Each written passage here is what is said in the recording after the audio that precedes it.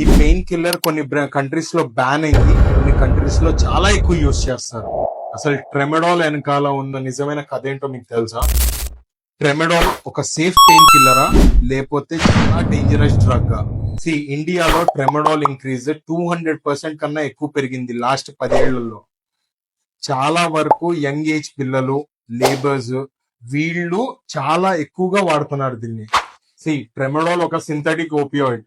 Initial గా ఇది చాలా మోడరేట్ గా, సివియర్ గా ఉన్న పెయిన్స్ ని కంట్రోల్ చేయడానికి వాడేవాళ్ళం. స్టార్టింగ్ లో ఇది చాలా సేఫర్ ఆప్షన్ అనుకొని స్టార్ట్ చేసిన opioid. But later on use ఎక్కువ అయిన కొద్దీ దీని సీరియస్ రిస్క్ ఏంటో తెలిసినాయి.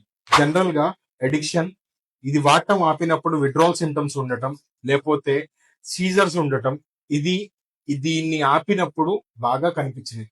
ఎస్పెషల్లీ దీన్ని మళ్ళీ మందుతో, వేరే మెడిసిన్స్ తో తీసుకున్నప్పుడు దీని ఎఫెక్ట్స్ ఇంకా ఎక్కువ కనిపించినాయి.